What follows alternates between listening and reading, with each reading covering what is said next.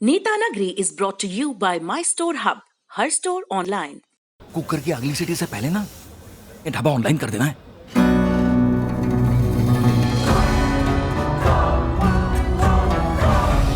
हम हो गए ऑनलाइन। आ गया है माई स्टोर ऐप। ये किसी भी स्टोर को ऑनलाइन करे सिर्फ 15 सेकंड में। माई स्टोर, अब हर स्टोर ऑनलाइन।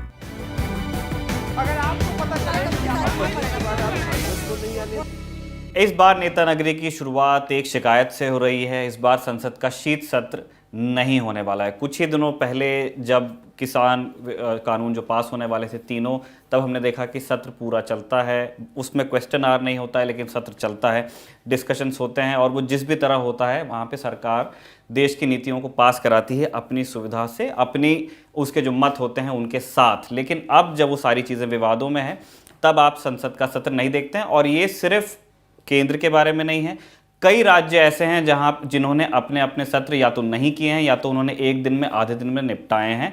जो बड़ी बड़ी बातें होती है, संसदीय परंपराओं की हत्या वगैरह वगैरह वगैरह, ये सारी चीज़ें यही हैं हत्याएं जिनकी हम बात करते हैं। जब आपके पास में सवाल पूछने के लिए जो जायज़ मंच बनाए गए हैं वो काम नहीं करते हैं, तो इसकी ये चीज़ दर्ज होनी चाहिए कि ये सेंटर में भी हो रहा है और ये बहुत सारे स्टेट्स में हो रहा है। सेंटर का जिक्र हो जाता है, कई बार स्टेट्स छूट जाते हैं। बिल्कुल दुरुस्त ऑब्जर्वेशन है आपका। जब दफ्तरों में अपनी सीमित क्षमताओं के साथ लोग काम कर सकते हैं, सारी जिम्मेदारियों के साथ, मॉल खुल सकते हैं, मंदिर मस्जिद खुल सकते हैं, यानी आप अलाउ कर रहे हैं। परीक्षा हो रही है, चुनाव हो रहा है, चुनाव हो रहे हैं। हमने बिहार का चुनाव कवर किया, बंगाल के चुनाव में सब जा रहे हैं, रैलियां हो रही हैं बड़ी बड़ी। तो देश की संसद जहां पे आप सैनिटाइज कर सकते हैं, आरटीपीसीआर टेस्ट कर सकते हैं, सब कुछ कर सकते हैं, तो सत्र क्यों नहीं हो रहा है, ये बिल्कुल समझ के परे है। और जनवरी में आप कह रहे हैं कि हम जल्दी सत्र शुरू कर देंगे, तो जो कोविड मतलब आप जब मानसून सेशन होता है और जिस भी मतलब सावधानियों के साथ में होता है तब आप कोविड देखिए और अब आप देखिए, और आप इससे कितना घट जाएगा जब आप जनवरी में जाएंगे। हम दिसंबर आधे से ज्यादा पूरा कर चुके हैं अभी। बिल्कुल बिल्कुल। और दूसरी चीज हमने ये देखी है कि जब भी किसी के पास जो हम कहते हैं ना ब्रूट मेजॉरिटी होती है, स्पष्ट बहुमत होता है, किसी गठबंधन के साझेदार पर निर्भर नहीं, कुछ नहीं, चाहे वो राजीव गांधी के दौर में रहा हो, इंदिरा के, और अभी नरेंद्र मोदी, हम तो अपने दौर की ज़्यादा बात करेंगे, तब देखा गया है कि जो कंसेंसस बिल्डिंग है या विपक्षी पार्टियां या जो दूसरे स्टेक होल्डर्स हैं उनके विचारों को समायोजित करना या कम से कम सुनना तसल्ली बख्श ढंग से कतई नहीं है। बिल आता है, इंट्रोड्यूस होता है, एक आध दिन बहस होती है, अगर होती है आय नो और पास कि भाई हमें तो जनादेश, अरे आपको जनादेश मिला है, रिफॉर्म्स लाने के लिए मिला है, काम करने के लिए मिला है, लेकिन ये डेमोक्रेसी है सर। सब स्टेक होल्डर से बात कर लेंगे तो आपका कद छोटा नहीं हो जाएगा। और संसद होती ही इसलिए है कि कम से कम आप उन विचारों को समावेश करें, उनका या ना करें, सबके विचार दर्ज हों। हाँ, और जो आप नई संसद बनाना चाहते हैं आप उसमें ये भी तो चाहेंगे कि उसमें बहस हो, चर्चा हो और बहुत सारे बिल्स पास हो, आप ही जो चाहते हैं उसी हिसाब से। लेकिन आप ऐसे सत्र उड़ा देंगे तो फिर आपकी नीयत पर ऐतराज और बहस के ही ये वो मंच होते हैं जहां पर सरकारों की जवाबदेही तय होती है। मुझे ध्यान है जब 13 दिन की अटल बिहारी वाजपेयी की सरकार बनी थी, उस सरकार के जो कई दूरगामी फैसले थे उतने क्विक टाइम में, उसमें कई की जगह कुछ भी बोल सकते हैं, उसमें एक ये था कि सदन की कार्रवाई का सीधा प्रसारण। और जब अटल बिहारी वाजपेयी ने मेरे ख्याल से 25 तारीख थी, 25 मई, जब शपथ के बाद वो विश्वास मत पर बात कर रहे थे, उन्होंने जो भाषण दिया था और दूसरे नेताओं ने भी, पूरे देश ने देखा। तो this is how they any politician builds their reputation, कि चाहे वो वाजपेयी साहब हों, चाहे वो सुषमा स्वराज हों, प्रमोद महाजन हो, मनमोहन सिंह ने जब न्यूक्लियर बिल पर डिफेंड किया था, बहुत बढ़िया, मतलब तब उन्होंने गुरु गोविंद सिंह को कोट करते हुए अपनी बातें कही थी। तो और आदमी देखता है कि भाई जिनको चुन के भेजा है, जो भाग्य विधाता हैं एक किस्म के, वो क्या बर्ताव कर रहे हैं। और हमने खराब बर्ताव भी देखे, तेलंगाना बनाने के मुद्दे पर किस तरीके से पेपर स्प्रे छिड़का गया, हमने वो भी देखा, किस तरह से बंद करके तेलंगाना का बिल पास हुआ, वो भी देखा। बंद करते हैं, ऑडियो बंद करते हैं, ये खूब हो रहा है भारत में अभी। और ये बाकी स्टेट्स की असेंबलीज से भी हमारी ये शिकायत है सौरभ। बहुत इंपॉर्टेंट चीजें, मतलब पूरे स्टेट में आप सोचिए साल भर में एक दिन वो मिल रहे हैं। कोविड का चलिए बहाना है, लेकिन एक दिन तो कोई बात। के पहले भी हमें अब नहीं दिखता है कि विधानसभा में लंबे सत्र चल रहे हैं, लंबी बहसें हो रही, ना विधायक उतनी तैयारी करके आ रहे हैं, ना मंत्री ठीक से जवाब दे रहे हैं, ये बिल्कुल खत्म कॉमन हो गया है। और इसी विधानसभा और लोकसभा में पहुंचने के लिए सारी मारामारी भी है, और उसी चीज की कद्र नहीं है। ठीक है, हम अब बढ़ते हैं नेता नगरी में अपनी उन 3 सुर्खियों की तरफ जो हम हर हफ्ते अपने दर्शकों के लिए लाते हैं और उसके ऊपर एक लंबा डिस्कशन भी होता है। सबसे पहले हम चर्चा करने वाले हैं पश्चिम बंगाल पर। पश्चिम बंगाल में बहुत सारी हलचल हो रही है। शुभेंदु अधिकारी वहाँ पे ममता के जो चीफ्स में से एक थे, उनके एक ट्रस्टेड जनरल थे, वो पार्टी छोड़ने वाले हैं। ऐसी इस बात की आहट है कि वो बीजेपी जाएंगे, लेकिन क्या अकेले जाएंगे और कितने लोगों के साथ जाएंगे, उनके जाने के बाद क्या होगा, इस सब पर हम बात करने वाले हैं प्रशांत मुखर्जी से। इसके अलावा हम बात करेंगे फार्मर प्रोटेस्ट पे। एक IIM के प्रोफेसर साहब हैं पब्लिक पॉलिसी के, उनसे हमने दरख्वास्त की कि जो बाजार का पक्ष है, लाभ का पक्ष है, सरकार कह रही है किसानों को लाभ होगा, किसान कह रहे हैं कॉरपोरेट को लाभ होगा, तो ये लाभ हो किसको सकता है, पहले की स्टडीज़ क्या कह रही हैं, और जो एग्रो सेक्टर से जुड़े हुए जैसे डेयरी वाले सेक्टर या दूसरे, वहाँ के सबक क्या हैं, उनके बारे में विस्तार से बात करेंगे। तीसरी सुर्खी का विषय पर्सनली मुझे बड़ा पसंद आया। G23 की मीटिंग होने वाली है। G23 सुनने में ऐसा लगता है कि कोई अंतर्राष्ट्रीय सम्मेलन होगा, लेकिन ये हमारे देश की एक राजनीतिक पार्टी के भविष्य से जुड़ा मसला है। G23 वो नेता हैं जो कुछ वक्त पहले सोनिया गांधी को एक चिट्ठी लिखते हैं और उसमें शिकायत करते हैं कि पार्टी जिस तरह चल रही है वैसे काम नहीं हो पाएगा। अब खबर है कि सोनिया गांधी इन नेताओं से मिलना चाह रही हैं। साथ ही हम ये भी बात करेंगे कि जो केरल के लोकल बॉडी इलेक्शंस हैं, उसके बाद कांग्रेस का भविष्य उस राज्य में क्या रह गया है, अगले साल चुनाव होने वाले हैं। और ये मेल मुलाकात आपके संसदीय क्षेत्र छिंदवाड़ा से सांसद रहे कमलनाथ के प्रयासों से हो रही है। वो दो बार मिल भी चुके हैं जी सब लोगों से। अशोक गहलोत को भी दिल्ली तलब किया गया। आज अशोक गहलोत दिल्ली में है, शुक्रवार को जब हम नेता ये दोनों ट्रस्टेड मतलब उनके जनरल्स हैं जिनको अनुभव काफ़ी है, उम्र का भी और लोगों से बात करने का भी। बैकरूम पॉलिटिक्स में दोनों को माना जाता है। अशोक गहलोत तो खैर पॉपुलर पॉलिटिक्स भी बहुत अच्छा से करते हैं, लेकिन कमलनाथ, अशोक गहलोत, इन दोनों को भेजा जाता रहा है। चलिए, तो इन विषयों पर हम बात करेंगे। और बयान सेक्शन में आज अरविंद केजरीवाल के एक बयान और उसके राजनीतिक निहितार्थों पर बात होगी। उसके बाद जवाबदेही में आप लोगों के सवाल लेंगे। कई सवाल आए हैं। एक नितिन गडकरी को लेकर दिलचस्प सवाल है, फार्मर प्रोटेस्ट को लेकर, टू मच डेमोक्रेसी को लेकर सवाल हैं, उन सब सवालों को लिया जाएगा। और आखिरी में ये जो किताबों का ढेर है, और एक किताब जो आज जब मैं नेता नगरी शूट करने आ रहा था तो मुझे पकड़ा दी गई, और इसमें एक बड़ा मज़ेदार प्रसंग है। एक राजा का जो ईश्वर से सोने का वरदान मांगता है, स्लीप, और ये इसका कोई संबंध कुंभकर्ण से नहीं है, और कैसे श्री कृष्ण उस वरदान का इस्तेमाल अपने फ़ायदे के लिए करते हैं, ऐसा एक किस्सा मैंने पढ़ भी लिया जब तक टेक चेक हो रहा था। चलिए शुरू करते हैं नेता नगरी। बंगाल के सियासी हालात पर बात करने के लिए हमारे साथ जुड़ रहे हैं नॉट सो वरिष्ठ बट काफ़ी एक्सपीरियंस पत्रकार, जिन्होंने हाल में ही लगभग पूरे बंगाल की राजनीतिक यात्रा की, और लल्लन टॉप के साथी प्रशांत मुखर्जी। बहुत बहुत स्वागत है आपका प्रशांत नेता नगरी में। शुक्रिया। बताएं। बताना तो आपको है, हर कोई पूछ रहा है कि बंगाल में बयार किस पक्ष में बह रही है। आप हाल में एक लंबा दौरा करके लौटे हैं, जो शुरुआती ऑब्जर्वेशन है आपके वो बताइए हमें भी और हमारे दर्शकों को भी। अगर इस वक्त की स्थिति की बात करें तो पश्चिम बंगाल में अगर आज चुनाव हो जाते हैं तो पश्चिम बंगाल में बीजेपी एक मजबूत स्थिति में दिख रही है। इसमें कोई दो राय नहीं है कहने के लिए कि आज के दिन अगर चुनाव होता है तो पश्चिम बंगाल में बीजेपी शायद इस चुनाव को जीत भी सकती है, लेकिन ये बहुत प्री मैच्योर ऑब्जर्वेशन होगा इस मामले में, क्योंकि अभी तक चुनाव होने में एक फासला है, 3-4 महीने का फासला है। अगर मैं बिहार चुनाव की बात करूं तो बिहार चुनाव में ठीक 4-5 महीने पहले बिल्कुल भी ऐसा नहीं लग रहा था कि बीजेपी और वहां की पार्टी जदयू को एक मजबूत विपक्ष का सामना करना पड़ सकता है, लेकिन चुनाव के पास जाते जाते ऐसा हुआ। बंगाल में भी फिलहाल अगर सिचुएशन ऐसी है कि बीजेपी बहुत मजबूत है, वाम और कांग्रेस का जो गठजोड़ है वो पूरी तरह से गायब लग रहा है, राजनीतिक तौर पर गायब है। इलेक्टोरली अगर हम बात करेंगे चुनावी मैदान में गायब है। कुछ कुछ आंदोलन वो कर रहे हैं छोटे बड़े, और वहीं तृणमूल अपने अंदर के जो विभाजन उनके पार्टी में हो गए हैं वो झेल रहा है फिलहाल, और उसका जो खामियाजा है उस तृणमूल भुगत रहा है और उसका फायदा बीजेपी उठा रही है। इस वजह से बीजेपी एक मजबूत इस वक्त है। प्रशांत, जंगल महल इलाके का क्या हाल है जहां से शुभेंदु अधिकारी आते हैं?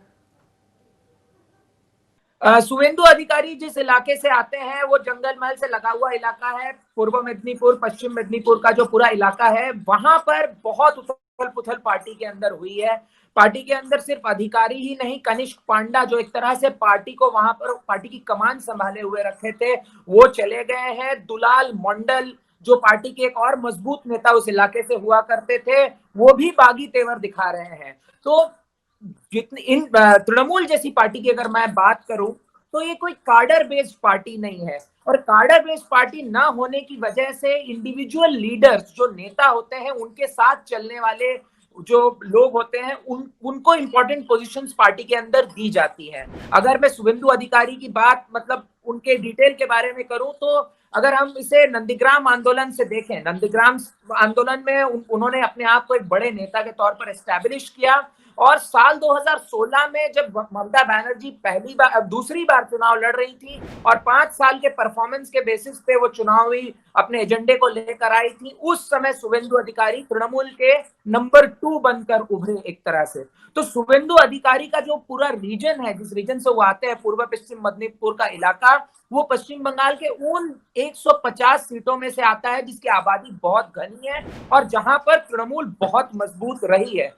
तो भले ही ममता बनर्जी ये कह रही हो, कुछ बिहार में 2 दिन पहले जब वो गई हुई थी, उन्होंने कहा कि नेता आते हैं और जाते हैं, पार्टी बरकरार रहती है, और जो शुरुआत से जुड़े लोग हैं वो आज भी हैं, वो शायद यहाँ गलत हो गई कि शुवेंदु अधिकारी उन लोगों में से एक हैं जो उनके लंबे समय के साथी रहे, और तृणमूल को एक तो अर्बन वोटर है तृणमूल का, और जो एक रूरल इलाका है उसके अंदर मजबूती प्रदान करने में शुवेंदु अधिकारी सबसे मजबूत कड़ी थे तृणमूल। प्रशांत, आप कूच बिहार का जिक्र कर रहे थे। भारी प्रशांत, आप कूच बिहार का जिक्र कर रहे हैं। पिछले दिनों ममता बनर्जी ने कूच बिहार में एक बड़ी रैली की और तृणमूल के समर्थक कह रहे हैं कि दिल्ली में मीडिया भले ही सिर्फ कौन छोड़ के जा रहा है, कौन मंत्री आ रहा है, ये खबरें दिखाए, लेकिन आप ग्राउंड पर देखिए ममता बनर्जी की स्थिति अभी भी बहुत मजबूत है।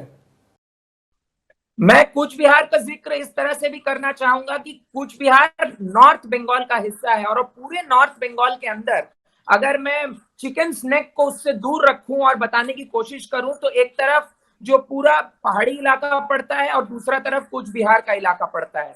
कूच बिहार के अंदर तृणमूल के जो सबसे बड़े नेता थे वो थे मिहिर गोस्वामी। मिहिर गोस्वामी कांग्रेस के लीडर हुआ करते थे, और वहां जब वामपंथी पार्टियों का दौर था पश्चिम बंगाल के अंदर, सीपीएम की 34 साल तक सरकार थी, तब भी वो जीतते आए लगातार कूच बिहार की सीट से। और गौरतलब है कि आज मिहिर गोस्वामी भी तृणमूल के साथ नहीं है। कूच बिहार के अंदर अगर बात करें, जो जातिगत समीकरण वहां बनती है, वो राजवंशी समुदाय जो है, जो बंगला से एक अलग डायलेक्ट है। असम के अंदर ग्रेटर कूच बिहार की जो मांग होती है, ग्रेटर कूच की मांग होती है, वो उस मांग के साथ खड़े लोग दिखते हैं क्योंकि उनकी भाषाई अस्मिता का वो सवाल है, और वहां पर तृणमूल कांग्रेस पूरी तरह से विफल है। वो हिंदू भी है, अपने आप को हिंदू की तरह आइडेंटिफाई करते हैं, साथ ही साथ सीए का जो कानून बीजेपी ने पास किया है उसको बहुत बहुत पॉजिटिव मोड की तरह देखते हैं। तो ये जो दोनों फैक्टर्स हैं कूच बिहार में, एक मिहिर गोस्वामी का जाना, दो जो ग्रेटर कोच के आंदोलन के खिलाफ ममता बनर्जी का वक्तव्य रखना, और तीसरा ये जो भाषाई अस्मिता को बीजेपी को उसके साथ खड़ा होता देखना, या बीजेपी के छोटे नेता दावे करना, ऐसे इसका फायदा बहुत ज्यादा मिलेगा बीजेपी को कूच बिहार के अंदर। और निश्चित प्रामाणिक जो पहले तृणमूल कांग्रेस के लीडर थे, आज बीजेपी के लीडर हैं, कूच बिहार से सांसद भी हैं, वो बहुत अहम भूमिका निभा रहे हैं फिलहाल। प्रशांत, शुवेंदु अभी जा रहे हैं, ये बात कही जा रही है कि उनके साथ एक बहुत बड़ा चंक भी वो लेके जाएंगे। ममता बनर्जी लगातार ये कह रही हैं कि मतलब ये उनकी भाषा है कि जब जहाज डूबता है तो चूहे भागते हैं, और उनका ये इल्ज़ाम भी रहा है कि उनके लीडर्स पोच किए जा रहे हैं। मैं चाहता हूं कि हम इसको क्रिटिकली देखें, इस पूरे जो घट रहा है बंगाल में, ये बीजेपी का अट्रैक्शन है या फिर ये तृणमूल का अवर्शन है कि अब ये लोग उतना मतलब ये अपने भविष्य को देख रहे होंगे भले ही एक बीजेपी सरकार में, लेकिन इनकी क्या शिकायतें हैं तृणमूल से जिनके चलते इन्हें ऐसा लग रहा है कि अब पाला बदलना ज़रूरी है? इसी में प्रशांत एक सप्लीमेंट्री थॉट ये भी है कि आपने जैसे कहा कि पिछले विधानसभा चुनाव में शुवेंदु नंबर 2 थे, अब शुभेंदु की बात करें, आप शीलभद्र दत्ता ने आज इस्तीफा दिया है, जितेंद्र तिवारी, हालांकि जितेंद्र तिवारी के आने पर बाबुल सुप्रियो ने एक तल्ख टिप्पणी की है कि जिनसे हमारे कार्यकर्ता पिटे अब वही आ रहे हैं, तो वो खैर वो साइड में कई चीज़ें हैं, लेकिन अभिषेक बनर्जी फैक्टर, प्रशांत किशोर फैक्टर या कंबाइंड फैक्टर या 10 साल की एंटी इनकम्बेंसी है, क्या मामला ये जो भगदड़ है, या बीजेपी का पॉलिटिकल मैनेजमेंट है? कोई एक एक चीज को पिन पॉइंट करके कोई फैक्टर जिसके वजह से ये सब कुछ हो रहा है, और आप बिल्कुल सही पॉइंट आउट कर रहे हैं इसमें कि पश्चिम बंगाल में एक एंटी इनकम्बेंसी एक बड़ा सवाल रहा है। सबसे पहले हमें यह समझना होगा कि जिस प्लान पर ममता बनर्जी ने चुनाव जीता था, वो प्लान था डेवलपमेंट का, वो प्लान था इंडस्ट्रियलाइजेशन का, वो प्लान था कि इस पूरे प्रदेश के अंदर कानून व्यवस्था चरमरा गई है, करप्शन बढ़ गया है, और साथ ही साथ सिंगूर नंदीग्राम बहुत बड़ा मसला था, मतलब युवा के पास नौकरियां नहीं थी। ये माँ माटी मानुष की सरकार, मतलब आम लोगों की सरकार, भद्रलोक की सरकार ना हो, इन प्लान पर ममता बनर्जी आई थी। लेकिन आने के बाद जो टीईटी का एग्जाम होता था पश्चिम बंगाल के अंदर, सबसे ज्यादा नौकरियां मिलती थी, वो 2013-12 के बाद बंद हो गई। तो ऐसे तमाम कारण हैं, और घोटाले पर घोटाले, चाहे शारदा की बात करें, नारदा की बात करें, और हालिया में आम्फान, तो ये सारी जो एक नीतिगत तौर पर उनकी फेलियर्स रही, उसके वैकेंसी जरूर बिल्ड हुआ है। उस एंटी इनकम्बेंसी को काउंटर करने की ताकत पश्चिम बंगाल के वामपंथी गठजोड़ के अंदर नहीं है, ये बात हमें देखने को मिला, और लोगों ने वामपंथी गठजोड़ पर विश्वास नहीं दिखाया, 2016 में नकार दिया, और वहां से बीजेपी के उदय का सफर शुरू होता है। बीजेपी ने बहुत पिन पॉइंटेड तरीके से जो पॉलिटिक्स ऑफ अदरिंग बीजेपी हर राज्य के अंदर करती आती है, जो बिहार में बीजेपी ने चैंपियन किया था, ईबीसी अदर ओबीसी जो आते हैं यादव के अलावा, और महादलित का कॉम्बिनेशन लेके सेम कॉम्बिनेशन, इलेक्टोरल कॉम्बिनेशन को बीजेपी पहली बार 2019 के लोकसभा चुनाव के अंदर पश्चिम बंगाल में लागू करती है। और वो काम होता है वनवासी समाज कल्याण समिति, जो आरएसएस का आदिवासियों के अंदर काम करने वाला एनजीओ है, उनके साथ मिलकर पूरे जंगल महल के इलाके में, और उसके अलावा जो छोटी छोटी जातियां हैं, मोतुआ है, नमशूद्रा है, इन जातियों का जिनका बड़ा आधार है, जो ट्रेडिशनली लेफ्ट कांग्रेस के वोट बैंक हुआ करते थे, लेफ्ट के होते थे, कांग्रेस के नहीं, उनको भी अपने खेमे में लाकर शामिल करती है। तो पॉलिटिक्स ऑफ अदरिंग, एक कास्ट कंबाइन डेवलप करना जो लार्जर इलेक्टोरल कंबाइन को मुकाबला कर सके, और इसी के तहत बीजेपी 2019 के अंदर अपनी पहली कामयाबी, बड़ी मजबूत कामयाबी हासिल करती है 2019 लोकसभा चुनाव के अंदर। और साथ ही साथ बीजेपी उस समय जितने बाइपोल्स होते हैं उनमें भी बहुत बेहतरीन प्रदर्शन करती है। तो इसके साथ साथ बीजेपी की पॉलिटिक्स ऑफ अदरिंग, अब उसके बाद का दौर देखते हैं। 2019 में पश्चिम बंगाल में तृणमूल कांग्रेस को जो झटका लगता है, उससे पार्टी उभरने की सारी कोशिशें करती है, और उसके बाद होती है प्रशांत किशोर की एंट्री। और यहाँ मैं साफ तौर पर कहना चाहूंगा कि पिछले दिनों 2019 का चुनाव भी मैंने कवर किया था, और हाल ही में मैं पश्चिम बंगाल होकर आया हूँ। मेरे अनुभव से मुझे जितने लोग मिले, जब भी मैं उनसे बात करने जाता था बतौर पत्रकार, जो वो पहला सवाल पूछते थे कि आप पीके की टीम से आए हैं, तो एक बड़ा ही नेगेटिव कॉनोटेशन प्रशांत किशोर के लिए पश्चिम बंगाल के युवा हो, या आम किसी गुमटी में बैठे हुए चाय पीते हुए लोग हो, या जो अड्डा कल्चर चलता है पश्चिम बंगाल में, इन सभी लोगों से जब हमने बात की तो साफ सीधे था कि क्या आप पीके की टीम से आए हैं। फिर उनका विश्वास जीतने का जो प्रोसेस है वो हमें करना पड़ा, तब उन्होंने अपनी बातें हमें बताई। तो पश्चिम बंगाल के अंदर पीके के खिलाफ एक भारी सेंटिमेंट है। प्रशांत किशोर ने जरूर बहुत हद तक तृणमूल में बहुत कुछ बदलाव लाए हैं। उन्होंने अभिषेक बैनर्जी का जो projection as second in command किया है, उससे पुराने नेताओं को वो बात बहुत चुभी है, और हम हाल ही के दिनों में जितने लोगों का देखते आए कि वो पार्टी से निकाले जा रहे हैं, वो बिल्कुल इसी लाइंस पर है। दूसरा, भले ही प्रशांत किशोर के खिलाफ लोगों का बहुत भारी गुस्सा हो, तृणमूल के स्थानीय नेताओं के खिलाफ गुस्सा हो, लेकिन एक फैक्टर जो हम नेगेट नहीं कर सकते हैं यहाँ, वो है ममता बनर्जी का लार्ज स्केल एक्सेप्टेंस और लार्ज स्केल मास अपील। ममता के खिलाफ गुस्सा नहीं है, तृणमूल के लोगों के खिलाफ गुस्सा है। ममता साफ छवि रखती हैं, लेकिन घोटाला तृणमूल के लोग करते हैं। कुछ ऐसे कॉन्ट्रडिक्टरी ओपिनियंस हमें लोगों से सुनने को मिलते हैं। तो it's a combination of factors, जहां पार्टी की विफलता रही परफॉर्मेंस के बेसिस पर, दूसरी तरफ बीजेपी की पॉलिटिक्स ऑफ अदरिंग जो उन्होंने चैंपियन किया, और एक लार्जर डिस्कंटेनमेंट लोकल तृणमूल के नेताओं से जो लोगों को मिला उसके बदौलत, और चौथा प्रशांत किशोर की एंट्री होने से पार्टी के अंदर जो चेंजेस आई, अभिषेक बैनर्जी और उनके करीबी नेताओं को या यूथ को या कुछ छोटी जातियों जिनका पॉलिटिकल उतना इंपॉर्टेंस नहीं है उनको लीडरशिप देने की जो कोशिश की गई, उससे एक बड़ा चंक पार्टी के अंदर बिखरता चला गया और पार्टी के अंदर ही कई सारे खेमे बन गए, जिसका खामियाजा तृणमूल कांग्रेस को भुगतना पड़ रहा है। इस वक्त पार्टी के अंदर ही 2-3 खेमे हैं और बीजेपी वो तमाम सारी कोशिशें कर रही है जिससे वो इन सारे लोगों को अपने साथ लेके आ सके। आज और कल के दिन में आप और बहुत सारे मतलब अभी लोगों का छोड़ना और आना पार्टी में आप देखेंगे, क्योंकि कल अमित शाह पश्चिम बंगाल आ रहे हैं और कल ही ऐसा संभव है कि बहुत सारे लोग जो अभी तृणमूल कांग्रेस छोड़े थे वो बीजेपी में शामिल हो सकते हैं।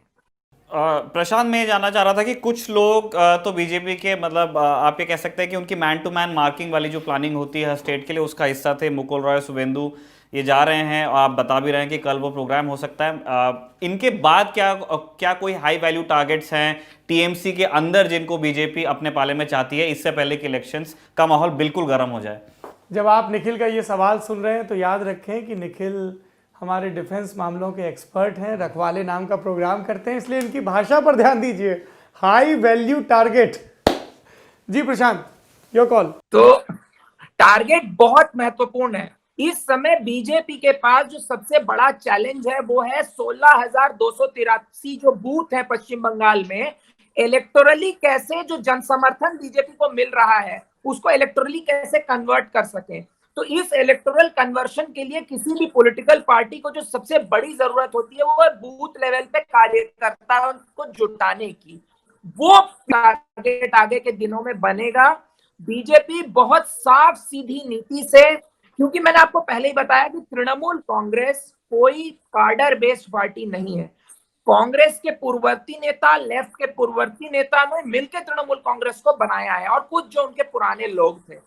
तो ऐसे में किसी एक नेता को अगर बीजेपी खरीद लेती है या बीजेपी किसी और लालच से किसी नेता को अपने साथ लेकर आ जाती है, ऐसे में बाकी जो उसके साथ मिले हुए लोग हैं वो भी शामिल होंगे। तो एसेंशियली बीजेपी जो इस वक्त कोशिश करेगी वो है कि इलेक्शन को कैसे मैनेज करे, बूथ लेवल रिप्रेजेंटेटिव्स कैसे मैनेज करे, ताकि लोगों के अंदर जो ममता बनर्जी के खिलाफ गुस्सा है वो वोट बीजेपी की तरफ मुड़ सके, उसको बीजेपी के खेमे में ला सके। और एक चैलेंज बीजेपी के पास जो सबसे बड़ा होगा वो ये होगा कि उनका चेहरा कौन होगा। उनका चेहरा कौन होगा, कौन सा ऐसा नेता है जिसकी मास अपील ममता बनर्जी जितनी है। क्योंकि ये बहुत दुरुस्त सवाल है प्रशांत आपका, क्योंकि लोग सीएम की छवि को देखते हैं। जो कैंपेन भी वो रन कर रहे हैं तृणमूल वाले, वो यही कर रहे हैं, बंगाली वर्सेस बाहरी, जैसे हमने बिहारी वर्सेस बाहरी में देखा था। आखिरी सवाल, समय की कमी है,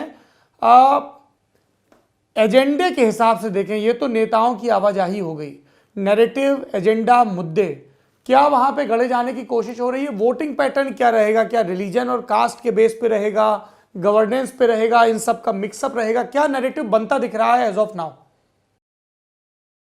देखिए, कोई भी इलेक्शन भारत के अंदर और खासकर इन राज्यों में जहां पर एक कास्ट का डोमिनेंस बहुत मजबूत रहा है, भले ही कितने भी क्लेम्स किए जाएं कि पश्चिम बंगाल में कास्ट के लाइंस में वोटिंग्स नहीं होती हैं, लेकिन एक साफ क्लियर वोटिंग पैटर्न आपको देखने को मिलेगा। वो वोटिंग पैटर्न ये मिलेगा कि जो छोटी जातियां हैं, खास करके नमोशूद्रा, मुतवा और पूरे नॉर्थ बंगाल के बेल्ट में जो जातियां हैं, इधर आदिवासी जो हमारे जंगल महल के इलाके में या नॉर्थ बंगाल के इलाके में हैं, वो उनका एक कंसोलिडेटेड समर्थन आपको देखने को मिलेगा बीजेपी के साथ, जो अभी भी 2019 के लोकसभा चुनाव के नतीजों में भी बहुत साफ नजर आता है। साथ ही साथ माइनॉरिटी कंसोलिडेशन आपको कहीं ना कहीं ममता बनर्जी के साथ होता हुआ नजर आएगा। चिकन स्नेक की अगर हम बात करें मालदा मुर्शिदाबाद वाला जो पूरा इलाका पड़ता है, रायगंज, जहां पर वहां लेफ्ट और पर कांग्रेस थोड़ी बहुत वामपंथी बची हुई है। कांग्रेस पार्टी के, हाँ, वहां कांग्रेस और लेफ्ट का थोड़ा बहुत प्रभाव है, लेकिन वो इंडिविजुअल नेताओं के ऊपर प्रभाव ज्यादा है। और जो बाकी का इलाका है, वहां पर जो अर्बन वोटर है, अर्बन वोटर बखूबी ममता बनर्जी के साथ थोड़ा बहुत आज भी जुड़ा हुआ है। 2019 में जो 9 सीटें थी लोकसभा के, जो आखिरी दौर में हुई थी, उसमें ममता बनर्जी को ही सफलता मिली, बीजेपी को नहीं मिली।